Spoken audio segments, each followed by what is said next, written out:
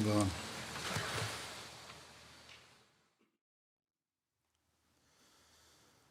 الله أكبر الله أكبر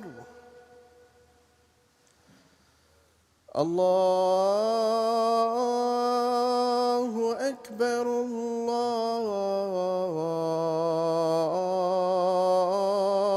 الله أكبر أشهد أن لا إله إلا الله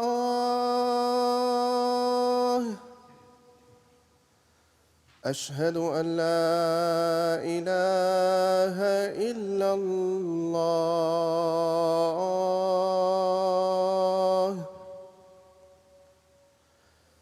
أشهد أن محمدًا رسول الله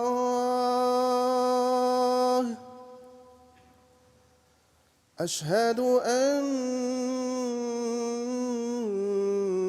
محمدًا رسول الله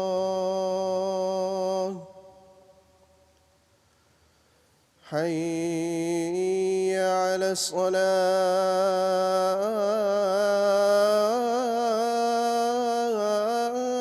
الصلاة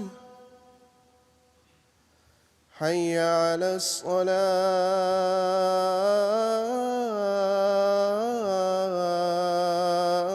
الصلاة حي على الفلاح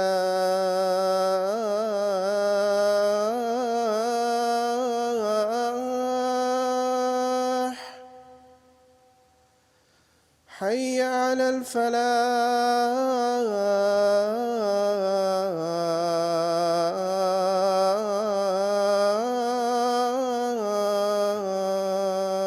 الفلاح الله أكبر الله أكبر لا إله إلا الله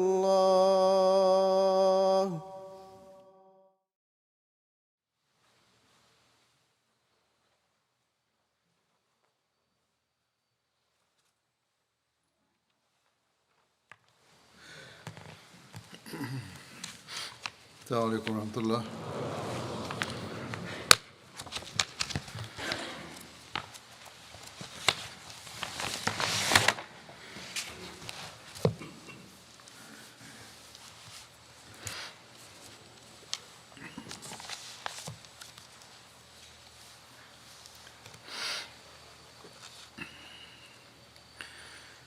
أشهد أن لا إله إلا الله وحده لا شريك له وأشهد أن محمدًا عبده ورسوله أما بعد فأعوذ بالله من الشيطان الرجيم بسم الله الرحمن الرحيم الحمد لله رب العالمين الرحمن الرحيم مالك يوم الدين إياك نعبد وإياك نستعين اهدنا الصراط المستقيم صراط الذين أنعمت عليهم غير المغضوب عليهم ولا الضالين.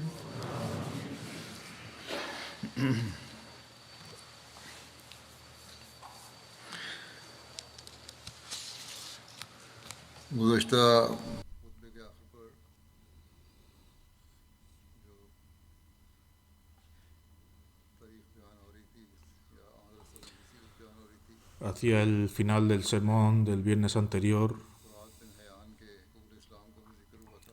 mientras estaba relatando los incidentes históricos de la vida del santo profeta sallallahu, se mencionó शादियों में था। un incidente sobre Furat bin Hayyan aceptando el Islam. कदर के रोज़ भी वो वक्फों Otros detalles con respecto a su aceptación del Islam son que inicialmente fue encarcelado y fue tomado como cautivo. Esto se ha mencionado en el sermón anterior. El día de la batalla de Badr fue herido también, को नहीं बदलोगे, pero de alguna manera logró evadir el cautiverio. अगर इस दफ़ा मैं Sin embargo, ese día fue encarcelado por los musulmanes. Tan pronto como Hazrat Abu Bakr lo vio, dijo: ¿no enmendarás tu camino incluso ahora? Furat respondió: si escapo de Muhammad sallallahu alaihi wasallam, esta vez no seré capturado de nuevo. Ante esto, Hazrat Abu Bakr radhiyallahu anhu dijo: entonces acepta el Islam. की बात सुनकर रसूलुल्लाह सल्लल्लाहु अलैहि वसल्लम की तरफ चल पड़ा। Queriendo decir que si deseaba escapar, entonces solo había una manera y era que aceptar el Islam. Ansari साहबी ने रसूलुल्लाह सल्लल्लाहु अलैहि वसल्लम की Sin embargo, al oír estas palabras de Hazrat Abu Bakr, Furat bin Hayat salió al encuentro del santo profeta sallallahu alaihi wasallam. Al pasar junto a uno de sus amigos Ansari, musulmanes nativos de Medina, le dijo: soy musulmán. फरमाया इन्ना मिनकुम रिजालन नकिलुहुम इला ईमानिहिम।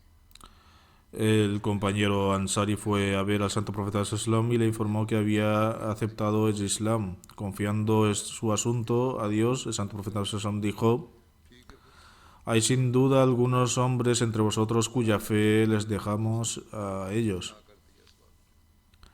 Eso quería decir que si afirma haber aceptado el Islam, pues muy bien, pero su asunto entre él y Dios, es su asunto entre él y Dios. ज़ैद बिन हारिसा No obstante, का एक सरिया después de este incidente, el santo profeta sallallahu alaihi wasallam lo liberó. Entre estos detalles también se menciona una expedición de Hazrat Zaid bin Harza. इसी वाक़े को Fue enviada hacia Karida en बनु गतफान के हमलों से Jumad al-Lahir, मुसलमानों को एक और खतरे का सद्देबाब कर año 3 después de la Égira. En la vida y el carácter sello de los profetas sallallahu alaihi wasallam, Hazrat Mirza Bashir Ahmad Sahib ha registrado este mismo incidente de la siguiente manera: después de que los musulmanes se hubieran librado en cierta medida de los ataques de Banu Sulaim y los Banu Ghatafan, se vieron obligados a salir de su tierra natal para acabar con otra amenaza. Hasta ahora, para sus aventuras comerciales en el norte, los Quraysh solían viajar a Siria desde la ruta costera de Hijaz. Sin embargo, ahora habían abandonado esta ruta porque las tribus de esta región se habían convertido en aliadas de los musulmanes. Por lo tanto, había menos posibilidades de que los Quraysh espolearan el mal. De hecho, estas circunstancias me empezaron a considerar esta ruta costera como una amenaza para ellos mismos. La amenaza de los musulmanes no fue la única razón, más bien ya no podían llevar a cabo los planes que querían contra los musulmanes y causarles daño, puesto que estas tribus habían firmado tratados con los musulmanes. वहाँ इनके अपने मुआहदे वादे En cualquier caso, ahora habían abandonado esta ruta y habían comenzado a viajar desde la ruta de Najd, और गतफान थे। que conducía a Irak. आज जमात आखिर Las tribus de Sulaim Ghafatán, aliadas de los Quraysh y enemigas a muerte de los musulmanes, habitaban en las proximidades de esta región. A lo largo de la ruta anterior estaban aquellos quienes los musulmanes habían hecho tratados, y a lo largo de la ruta de los Quraysh habían adoptado, estaban क्योंकि बरखलाफ साहरी रास्ते के eh, रास्ते पर कुरैश के हलीफ Y a lo largo de la ruta de que los Quraysh habían adoptado estaban aquellos con quienes los Quraysh habían hecho tratados. Medina में या छापा मार सकते थे या कोई शरारत कर सकते थे। Del mismo modo, a lo largo de esta ruta había tribus que eran enemigos mortales de los musulmanes, las tribus de Sulaim y Banu Ghatafan. Así, en el mes de Jamadi al-Akhir, el santo profeta sallam recibió la información de que una caravana comercial de los Quraysh de la Meca iba a pasar por la ruta de Najd.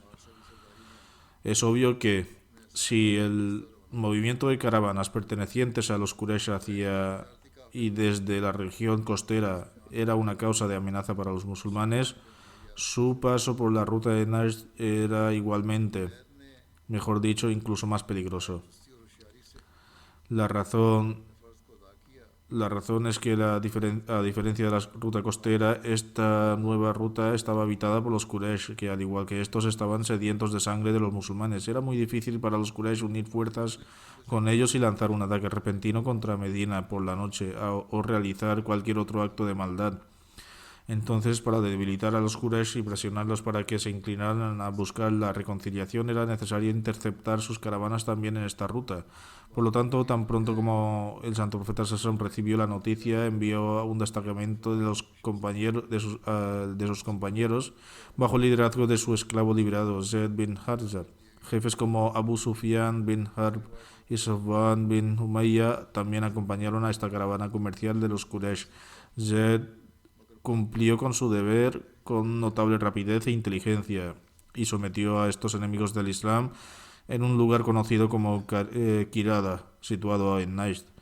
Intrigados por este repentino ataque, la gente de Quraysh huyó, dejando atrás los bienes y objetos de valor de la caravana. Zayd bin Harza y sus compañeros regresaron a Medina con éxito y triunfo, con gran botín.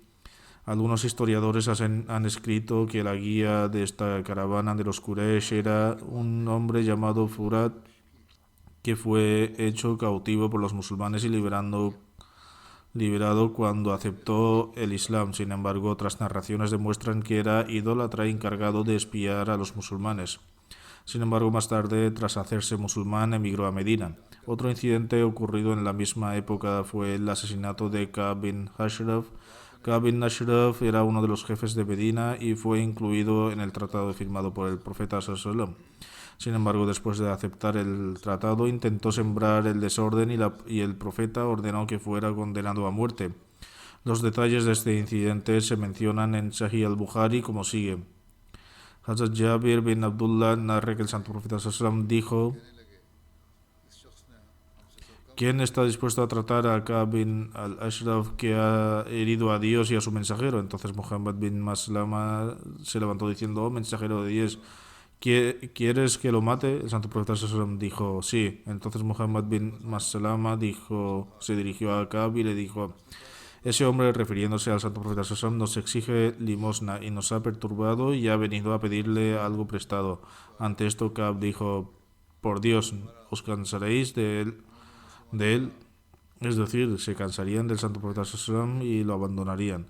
Muhammad bin Maslama dijo: ahora que le hemos seguido, no queremos dejarle a menos que hasta que veamos cómo va a ser su final. Ahora queremos que nos prestes una o dos cargas de comida en camello. Ka'b dijo: de acuerdo, pero debéis dejarme algo como garantía. Muhammad bin Maslama y su compañero dijeron: ¿qué queréis? Ka'b respondió: dejadme a vuestras mujeres. Dijeron: ¿cómo podemos dejarte nuestras mujeres como garantía siendo tú el más guapo de los árabes? Ka'b respondió: entonces dejadme a vuestros hijos. Dijeron: ¿cómo podemos dejarte a nuestros hijos? Más tarde serían maltratados por la gente diciendo que fulano de tal ha sido dejado como garantía para una carga de comida en camello. Eso nos llevaría a ser deshonrados, pero os dejaremos nuestras armas como garantía. Armas aquí también se refiere a diversas armas para la guerra.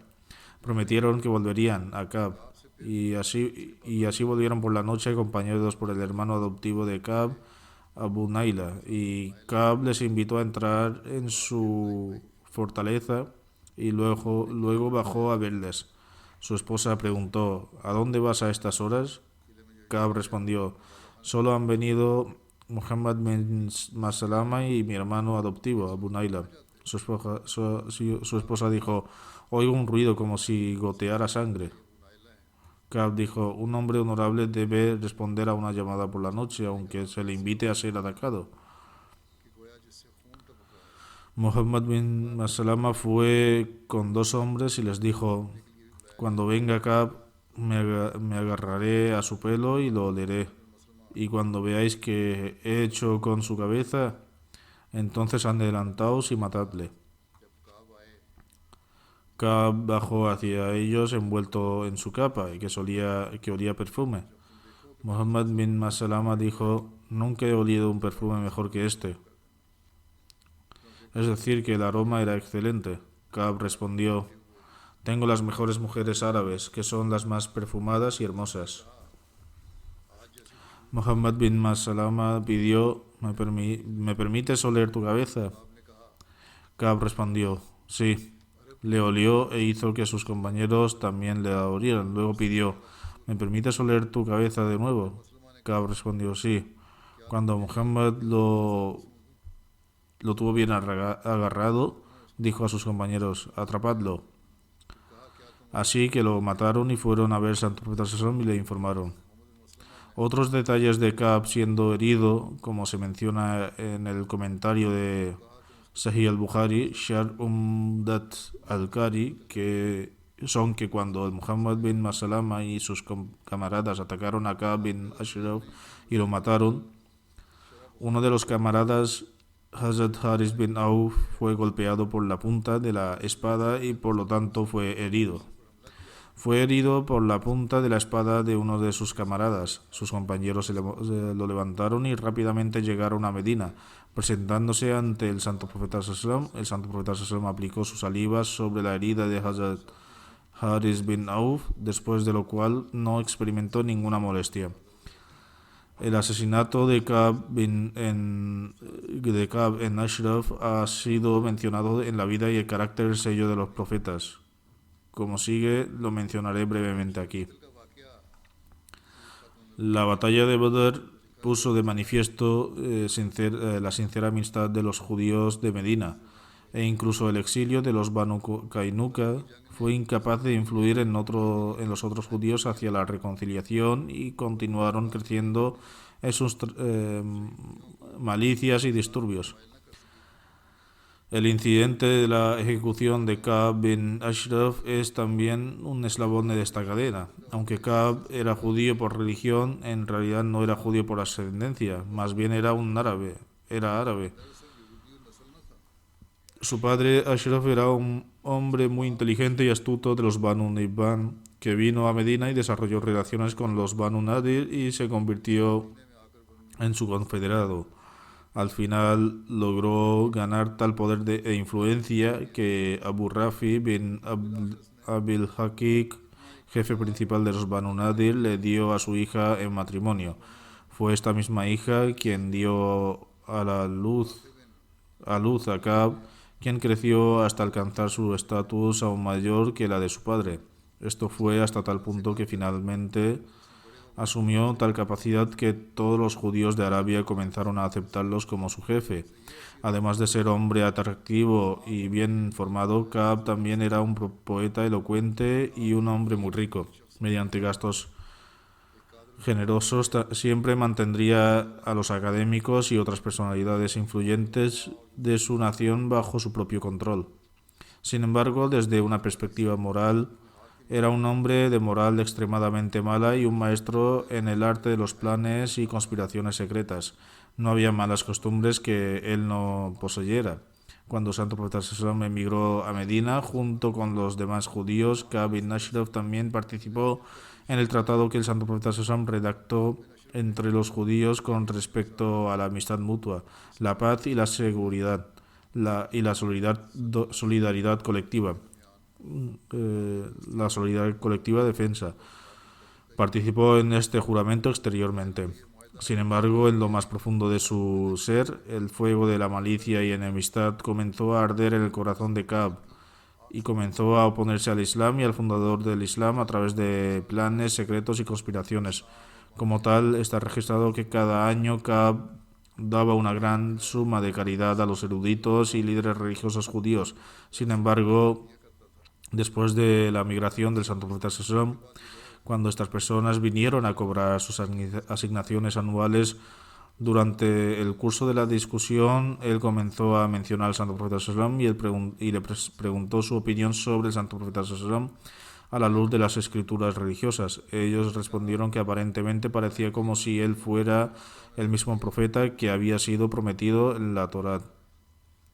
Ka'b se disgustó mucho con esta respuesta y los despidió, refiriéndose a ellos como inmensamente aburridos, y no les dio su caridad habitual. Cuando los eruditos judíos perdieron su pan y mantequilla, después de algún tiempo regresaron a Ka'b y le dijeron que habían malinterpretado las señales y que habían contemplado nuevamente para descubrir que en realidad Muhammad SAW no era el profeta que les había sido prometido. Esta respuesta sirvió al propósito de Ka'b y, satisfecho con su respuesta, restableció su estipendio anual. En cualquier caso, se trataba simplemente de una posición religiosa que, aunque se expresaba de manera desagradable, no podía ser en absoluto objetable, y tampoco se podía criticar a Ka'b simplemente por este motivo. Sin embargo, después de esto, la oposición de Ka'b tomó una forma más peligrosa y finalmente, después de la batalla de Badr, comenzó a emplear tal conducta que era extremadamente maliciosa y sediciosa y creó circunstancias muy peligrosas para los musulmanes en Medina. En realidad, antes de la batalla de Badr, Ka'b pensó que este celo religioso era temporal y gradualmente todas estas personas se dispersarían por su cuenta y volverían a su religión ancestral. Sin embargo, en ocasión de Badr, cuando los musulmanes obtuvieron una victoria extraordinaria y la mayoría de los jefes de los Quraysh fueron asesinados, comprendió que esta nueva religión no desaparecería por sí sola. Por lo tanto, después de Badr, decidió hacer todo lo posible para abolir y destruir completamente el Islam.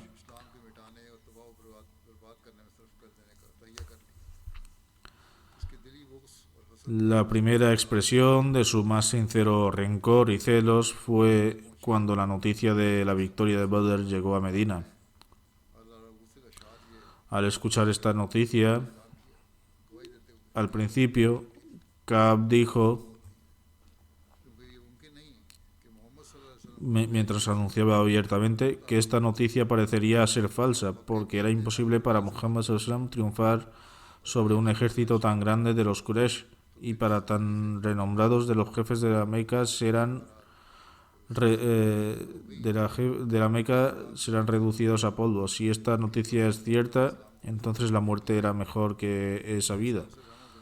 Cuando se confirmó esta noticia y se aseguró Ka'b que la victoria en Badr había otorgado al Islam una fuerza que estaba más allá de sus sueños más locos, se sintió abrumado por la ira y la rabia. Inmediatamente se preparó para el viaje y se dirigió a la Meca, y al llegar allí, mediante el poder de su discurso persuasivo y su lengua poética, encendió el fuego que ardía en los corazones de los Quraysh.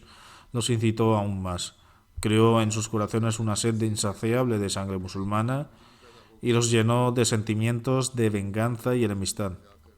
Luego, cuando sus emociones se habían encendido inmensamente como resultado de su incitación, Ka'b los llevó al patio de la Kaaba y, entregándoles las cortinas de la Kaaba, les hizo jurar que no descansarían hasta que el Islam y su fundador hayan sido borrados de la faz de la tierra. Después de crear esta atmósfera de fuego en la Meca, esta persona malvada se dirigió a las otras tribus de Arabia y, viajando de tribu en tribu, recitó a la gente contra los musulmanes. Luego regresó a Medina y, mientras componía Tashbih, aludió a las mujeres musulmanas de una manera muy sucia y obscena en sus provocativos versos. Al hacerlo, ni siquiera perdonó a las mujeres de la casa del santo profeta sallallahu en sus versos vulgares e hizo que estos versos fueran ampliamente publicados en todo el país. Finalmente, tramó una conspiración para asesinar al santo profeta sallallahu bajo la estrategia de una fiesta. Invitó al santo profeta sallallahu a su residencia y a unos pocos jóvenes judíos planeó asesinar al santo profeta sallallahu. Sin embargo, por la gracia de Dios, se recibió información con anticipación y este plan suyo no tuvo éxito. Así, cuando la situación se intensificó hasta el tal punto y se establecieron cargos de infracción del tratado, rebelión, incitación a la guerra, sedición, uso de lenguaje soez y conspiración para asesinar al santo profeta sallallahu, entonces, a la luz del tratado que se había acordado entre los habitantes de Medina a su llegada, el santo profeta sallallahu era el jefe ejecutivo y comandante en jefe del Estado Democrático de Medina. Emitió el veredicto de que Ka'b bin Ashraf era susceptible de ser ejecutado por sus acciones. Por lo tanto, el santo profeta sallallahu ordenó a algunos de sus compañeros que lo ejecutaran. Sin embargo, debido a la sedición de Ka'b, dado que la atmósfera en Medina en ese momento era tal que, si se hubiera hecho un anuncio formal antes de su ejecución, existía la posibilidad de que hubiera estallado una guerra civil en Medina, y no hubo dicho cuánta masacre y carnicería se habría producido como resultado. El santo profeta sallallahu estaba dispuesto a ofrecer cualquier sacrificio posible y razonable para prevenir la violencia internacional, el derramamiento de sangre, para que musulmanes y judíos no emprendan guerras causándoles daño o matándose unos a otros. Por lo tanto, ordenó que Ka'b no debería ser ejecutado públicamente. Más bien, unas pocas personas deberían encontrarse silenciosamente una oportunidad y ponerle fin. El santo profeta sallallahu asignó este deber a un fiel compañero llamado Muhammad bin Maslama y enfatizó que cualquier estrategia que se ideara debería ejecutarse con el consejo de Sa'd bin Muaz, quien era el jefe de las tribus Aus. Muhammad bin Maslama afirmó: «Oh mensajero de Allah, para matarlo silenciosamente se nos pedirá que digamos algo», lo que significaba que se necesitaría alguna excusa, etc., mediante la cual Ka'b podría ser sacado de su residencia y ejecutado en un lugar seguro, teniendo en cuenta las graves consecuencias que podrían haber surgido si se hubiera descartado una operación encubierta. El santo profeta sallallahu dijo: muy bien, entonces. Como tal, con el consejo de Sa'd bin Muaz, Muhammad bin Maslama llevó a Abu Naila y los 2 o 3 compañeros más y llegó a la residencia de Ka'b. Llamaron a Ka'b para que saliera de su habitación y le dijeron: «Nuestro jefe, es decir, Muhammad sallallahu alaihi wasallam, exige caridad de nosotros. Mientras nos encontramos en circunstancias difíciles, ¿sería tan amable de darnos un préstamo?». Al oír esto, Ka'b saltó de alegría y dijo: «Por Dios, esto no es nada, no está lejano el día que volverás adversario y lo abandonarás». Muhammad bin Maslama respondió: «En cualquier caso, ya hemos aceptado a Muhammad sallallahu alaihi wasallam. Ahora estamos esperando ver el resultado final de esta dispersión, pero ¿nos dices si nos darás un préstamo o no?». «Por supuesto», dijo Ka'b, «pero se te pedirá que deposites alguna garantía». Inicialmente preguntó por sus mujeres, luego por sus hijos, como acabo de mencionar en la narración de Sahih al-Bukhari. Finalmente estuvo feliz de llegar a un acuerdo con sus armas como garantía. Muhammad bin Maslama y sus compañeros partieron con la promesa de regresar por la noche. Al caer la noche, este grupo llegó a la residencia de Ka'b con sus armas. Cuando sacaron a Ka'b de su casa, lo llevaron a un lado durante el curso de las discusiones. Después de algún tiempo caminando, lo capturaron y los compañeros, que ya estaban preparados y armados, enseguida empuñaron sus espaldas. Finalmente Ka'b murió y cayó al suelo. Muhammad bin Maslama y sus compañeros partieron de allí rápidamente y se presentaron al santo profeta sallallahu alaihi wasallam y le transmitieron la noticia de su ejecución. Cuando se supo la noticia de la ejecución de Ka'b, un temblor recorrió la ciudad y la gente judía estaba profundamente enfurecida. Al día siguiente, por la mañana, una delegación de judíos se presentaron ante el Santo Profeta Sallam y se quejaron de que su líder, Ka'b bin Ashraf, había sido asesinado de tal o cual manera.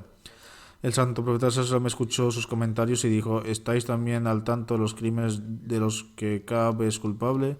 Luego el Santo Profeta Sallam les recordó brevemente todos los malvados planes de los que Ka'b era culpable, es decir, infracción de tratados, incitación a la guerra, sedición, uso de mal lenguaje y conspiración para asesinar, etc. Ante esto, la gente se asustó y no dijo una palabra. Después de esto, el Santo Profeta Sallam dijo: al menos de ahora en adelante harías bien en vivir en paz y armonía y no sembraréis la semilla de la enemistad y la violencia y el desorden. Como tal, con el acuerdo de los judíos se redactó un nuevo tratado y los judíos prometieron una vez más vivir con los musulmanes en paz y armonía, abstenerse de seguir un curso de violencia y desorden. Este tratado fue confiado a Hazrat Ali radhiyallahu anhu. Además, en ninguna parte de la historia se registra que después de esto los judíos mencionaron la ejecución de Ka'b bin Ashraf y acusaron a los musulmanes, porque en sus corazones sabían que Ka'b había recibido el castigo que le correspondía. Por lo tanto, Ka'b fue castigado según la ley y la costumbre de esa época. Y el silencio de los judíos comprueba que aceptaron este castigo y trato. Algunos historiadores plantearon más tarde acusaciones de que el Santo Profeta Sallam ordenó un asesinato ilegal que era incorrecto. Que le quede claro que este no fue un homicidio ilegal. Cabe recordar que Ka'b bin Ashraf había firmado un acuerdo formal de paz y seguridad con el Santo Profeta Sallam. Conspirar contra los musulmanes estaba fuera de discusión, especialmente cuando había aceptado apoyar a los musulmanes contra todos los enemigos y extranjeros y mantener relaciones amistosas con los musulmanes. En virtud de este tratado también había aceptado que el Santo Profeta Sallam sería el director ejecutivo del Estado democrático que se había establecido en Medina y que el veredicto del Santo Profeta Sallam sería legalmente vinculante a todas las disputas, etc.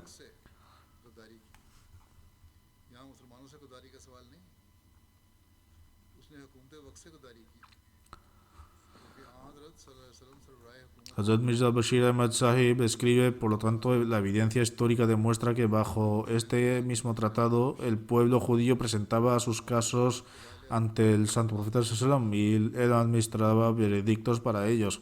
En estas circunstancias, ignorando todos sus tratados y acuerdos, Ka'b cometió traición contra los musulmanes, de hecho, contra el propio gobierno de la época. No fue un caso en el que traicionó a los musulmanes, pero se rebeló contra el gobierno porque el Santo Profeta Sallam era el líder de Medina. Plantó la semilla de la violencia, el desorden en Medina e intentó el intento para encender un fuego de guerra dentro del país. Incitó peligrosamente a las tribus de Arabia contra los musulmanes y conspiró para asesinar al Santo Profeta Sallam. Además, todo esto se hizo en tal tiempo que los musulmanes ya estaban rodeados de dificultades procedentes de las cuatro direcciones. Creó circunstancias extremadamente difíciles para ellos. En estas circunstancias, el crimen de Ka'b no justificaba alguna forma de castigo.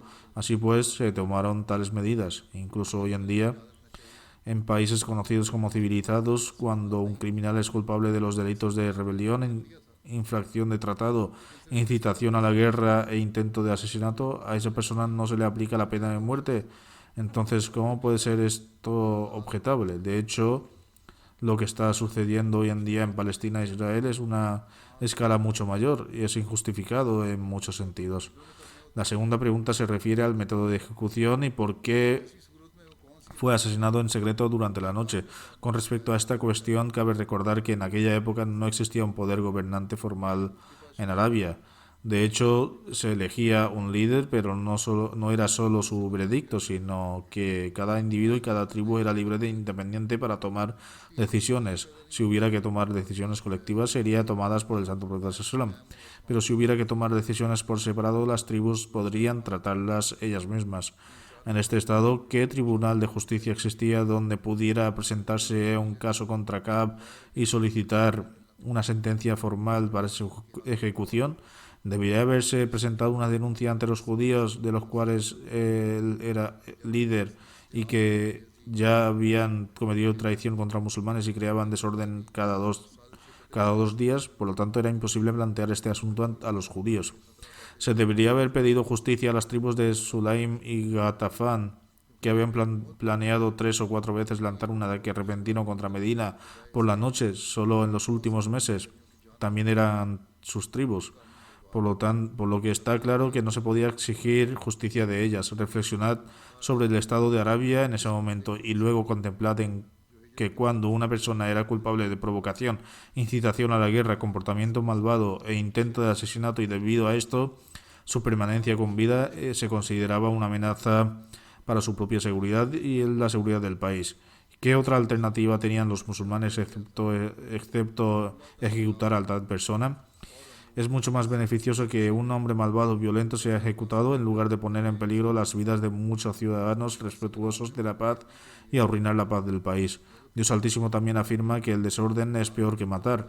En cualquier caso, a la luz de este tratado que tuvo lugar entre judíos y musulmanes después de que emigraron, el santo profeta Sasam no era un ciudadano común y corriente. Por el contrario, ahora se había convertido en el jefe ejecutivo del Estado democrático establecido en Medina. Al santo profeta Sasam se le había dado la autoridad para emitir cualquier veredicto que se consideraba apropiado con respecto a todas las disputas y asuntos políticos. Por lo tanto, en aras de la paz interna, si el santo profeta Sasam declaró que Ka'b era digno de muerte debido a su comportamiento malvado, ¿qué derecho tiene alguien a oponerse a este veredicto del santo profeta Sasam y plantear una acusación contra el Islam después de 1300 años, como lo hacen los orientalistas? Porque incluso los judíos guardaron silencio sin planear una sola objeción. Durante este periodo también tuvo lugar un segundo matrimonio de Hazrat Hafsa bin Umar.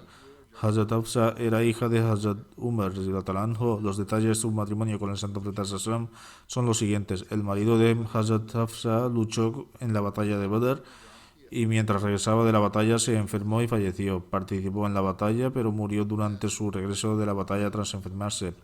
Posteriormente, el santo profeta Sasam se casó con Hazrat Hafsa. Los detalles que rodean este evento están registrados en Sahih al-Bukhari de la siguiente manera. Hazrat Abdullah bin Umar narra: Hazrat Hafsa bin Umar quedó viuda de Hunais bin Hudafa al-Sahmi, un compañero del santo profeta Sallam, quien luchó en la batalla de Badr. Cuando falleció en Medina, dice Hazrat Umar según la narración, me reuní con Hazrat Usman y le mencioné que si él deseaba casaría a Hafsa bin Umar con él. Hazrat Usman respondió: los pensaré. Hazrat Umar dice: esperé durante muchos días. Después de algunos días, Hazrat Usman dijo: no creo que sea apropiado para mí casarme en este momento. Hazrat Umar continúa: luego me reuní con Hazrat Abu Bakr y le dije que si lo deseaba casaría a Hafsa bin Umar con él. Hazrat Abu Bakr guardó silencio y no me respondió. Hazrat Umar dice que sintió aún más fuertemente este rechazo que el de Hazrat Usman. Hazrat Umar afirma: esperé unos días más, entonces el santo profeta Sallallahu me envió una propuesta para casarse con Hazrat Hafsa y yo se la entregué en matrimonio. Este incidente ha sido registrado en la vida y el carácter del sello de profetas de la siguiente manera.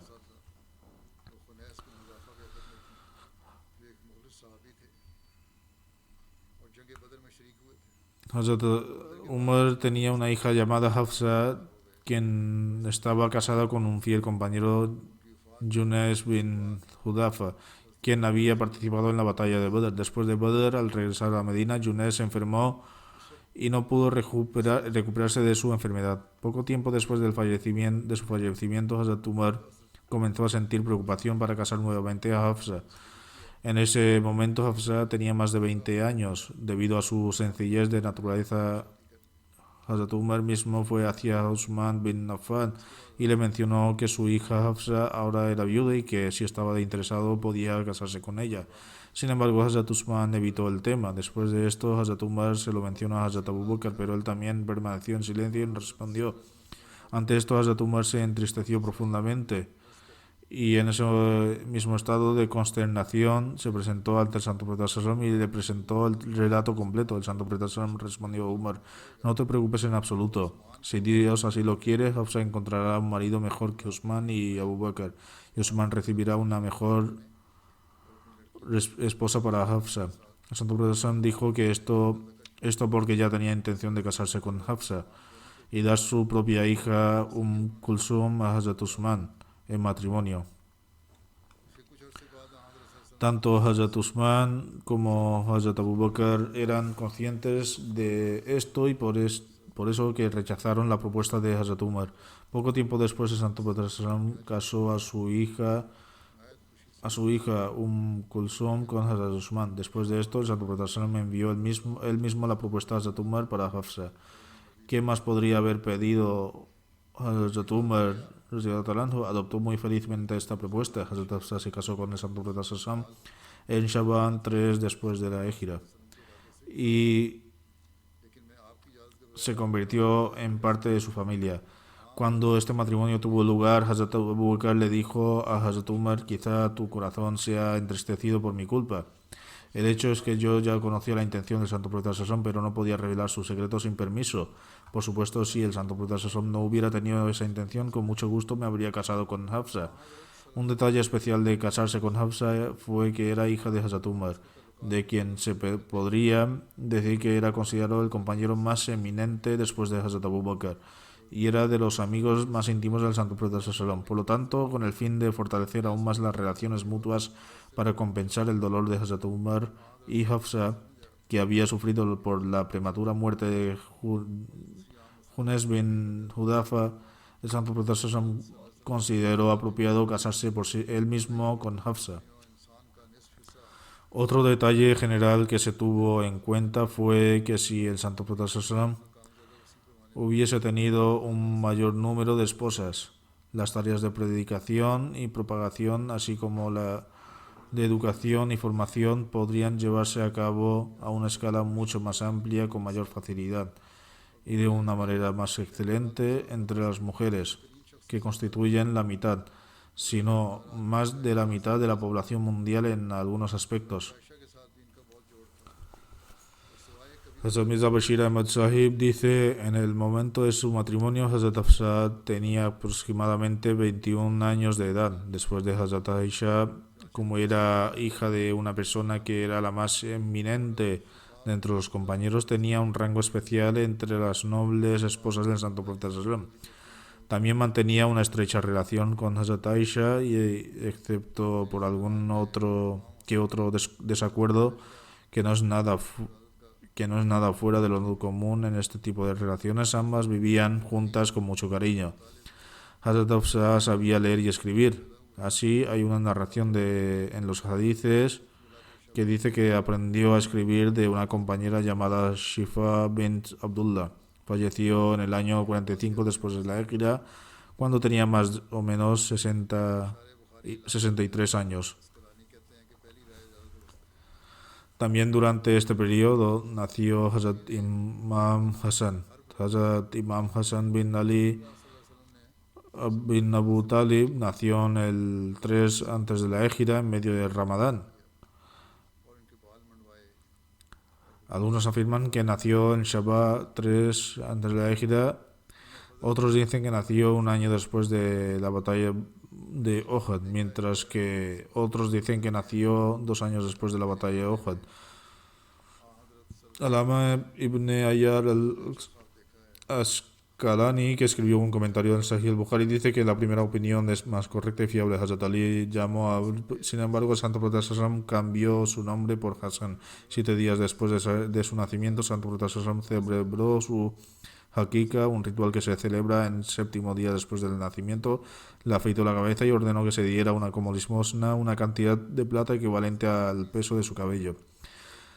Un Fadl dijo una vez: oh mensajero de Dios, he visto en un sueño como si una de tus tribus estuviera presente en mi casa, en mi habitación. El Santo Profeta Sallam dijo: has visto un buen sueño. Fátima dará luz a un niño, ella lo cuidará y nutrirá junto con Hutham bin Afzal, era la esposa de Hazrat Abbas, el tío paterno de Hazrat Ibrahim. Hutham era su hijo. Así nació Hazrat Imam Hassan y Fazl lo amamantó junto con Hutham. Una vez le pidieron a Hazrat Hassan bin Ali, compartieron cualquier recuerdo que tuviera del Santo Profeta Sallam. Dijo: recuerdo una cosa del Santo Profeta Sallam. Una vez cogí un dátil de los recogidos como limosna y me lo llevé a la boca. El Santo Profeta Sallam lo tomó de mi boca y a pesar de que estaba cubierto de mi saliva, lo puso de nuevo en los dátiles que se distribuyeron como limosna. Alguien dijo: mensajero de Dios, ¿cuál es la diferencia entre un dátil y otro? El Santo Profeta Sallam respondió: la limosna y la caridad son ilícitas para nosotros, es decir, para la familia de Santo Profeta Sallam. Hazrat Anas bin Malik narra: nadie se parecía más al Santo Profeta Sallam que Hazrat Hassan. Hazrat Ibn Abbas narra: una vez el Hazrat Hassan estaba sentado sobre los hombros del Santo Profeta Sallam. Ante esto alguien dijo: oh joven, estás montado una excelente montura. El Santo Profeta Sallam comentó: incluso el jinete es excelente. Quería mucho a su nieto. Hazrat Barra narra: vi al Santo Profeta Sallam mientras Hassan bin Ali estaba sentado sobre sus hombros. El Santo Profeta Sallam decía continuamente: oh Dios, este es mi amigo, así que tú también deberías hacerte amigo de él. En algunas narraciones también se dice que Imam Hassan murió envenenado. Sin embargo, al mencionar el nacimiento de Hazrat Imam Hassan, Hazrat Mirza Bashir Ahmad describe los acontecimientos del año 2 antes de la égida. Se menciona el matrimonio de Hazrat Ali y Hazrat Fatima, y en Ramadán 3 después de la égida, es decir, unos 10 meses después de su matrimonio, fueron bendecidos con un hijo. El Santo Profeta lo llamó Hassan. Este era el mismo Hassan que recibió el adoptivo de Imam Hassan, que la misericordia de Dios sea con él, entre los musulmanes. Su aspecto físico, Hassan, se parecía mucho al Santo Profeta Sallam, al igual que el Santo Profeta Sallam amaba entrañablemente a su hija Hazrat Fatima. También sentía amor especial por sus hijos. En muchas ocasiones Santo Profeta Sallam decía: oh Dios, amo a estos niños, tú también los amas y amas a quienes los aman. Muchas veces sucedía que el Santo Profeta Sallam estaba ocupado en el Sadat y Hassan se pegaba al Santo Profeta Sallam. Cuando el Santo Profeta Sallam estaba en ruku, Hassan se abría paso y se deslizaba sobre sus piernas. A veces, cuando los compañeros se lo impedían, el Santo Profeta Sallam retenía a los compañeros diciendo: dejadle. En realidad, como su aferramiento, el Santo Profeta Sallam no conseguía desviar su atención. El Santo Profeta Sallam no deseaba convertirse en obstáculo de la expresión infantil de su inocente amor. En una ocasión, con respecto al Imam Hassan, el Santo Profeta Sallam dijo: este hijo mío es un Sayyid, es decir, un jefe. Llegará un momento en que a través de él Dios reconciliará dos partes entre los musulmanes. Así, en su momento, esta profecía se cumplió. El Mesías prometió al Sallam afirma: en mi opinión, Hazrat Hassan realizó una acción admirable al separarse del califato. Ya se habían perdido miles de vidas y no se deseaba que se derramara más sangre. Por lo tanto, permitió que los Moabia tomara el poder. En otras palabras, hizo un pacto con él. Debido a que esta acción de Hazrat Hassan impacta a los chiitas, no están completamente complacidos con él. Nosotros, sin embargo, alabamos a ambos, es decir, a Hassan y Hussein. La verdad es que cada individuo exhibe fortalezas únicas. Hazrat Imam Hassan no deseaba que hubiera más derramamiento de sangre entre los musulmanes debido a la guerra civil. Tenía en mente el establecimiento de la paz, mientras que Hazrat Imam Hussein estaba en contra de jurar lealtad a alguien que era pecador y transgresor, ya que esto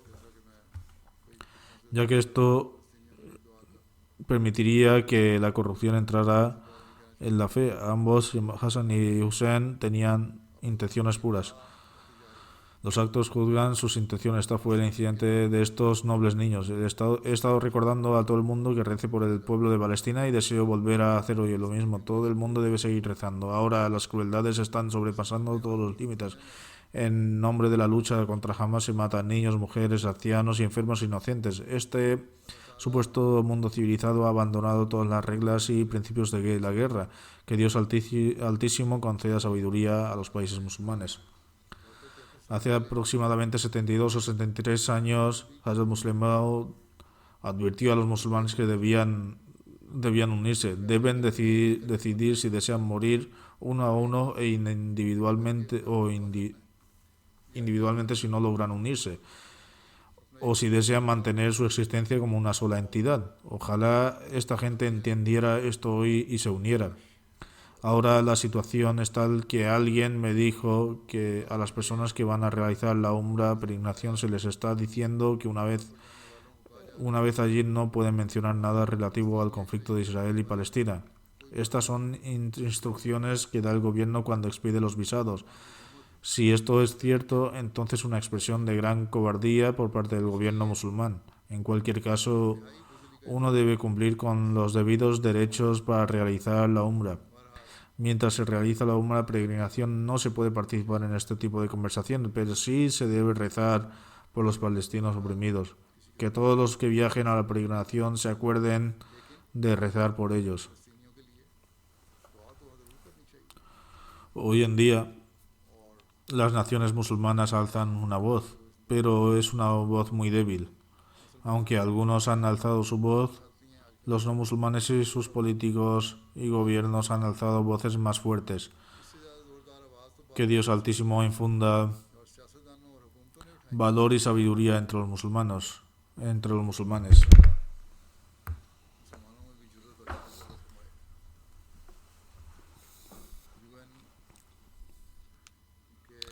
secretary general भी अच्छा बोलते हैं, आजकल तो ज़्यादा अच्छा बोल रहे हैं, लेकिन इनकी आवाज़ की लगता है कोई अहमियत नहीं। El secretario general de la ONU ha hablado muy bien y lo ha hecho especialmente durante estas circunstancias actuales. Pero parece como si no se diera importancia a su voz. Parece que cuando esta guerra termine o si se intensifica y se convierte en una guerra mundial, entonces ni siquiera la ONU permanecerá. Que Allah conceda sabiduría al mundo. Parece que el mundo está abocado a su destrucción. Que Dios Altísimo conceda sabiduría a los que queden después de esta destrucción y les permita volverse hacia Dios. En cualquier caso, debemos rezar mucho a este respecto. Rezad para que Dios Altísimo tenga misericordia del mundo.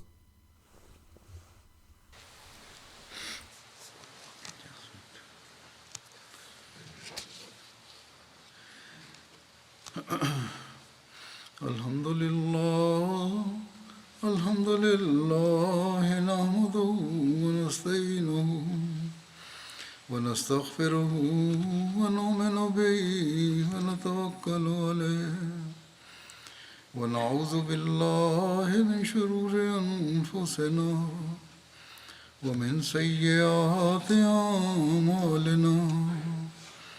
من يهده الله فلا مضل له ومن يضلل فلا هادي له ونشهد أن لا إله إلا الله ونشهد أن محمدا عبده ورسوله عباد الله رحمكم الله إن الله يأمر بالعدل والإحسان وإيتاء ذي القربى وينهى عن الفحشاء والمنكر والبغي يعظكم لعلكم تذكرون اذكروا الله يذكركم وادعوه يستجب لكم ولذكر الله أكبر.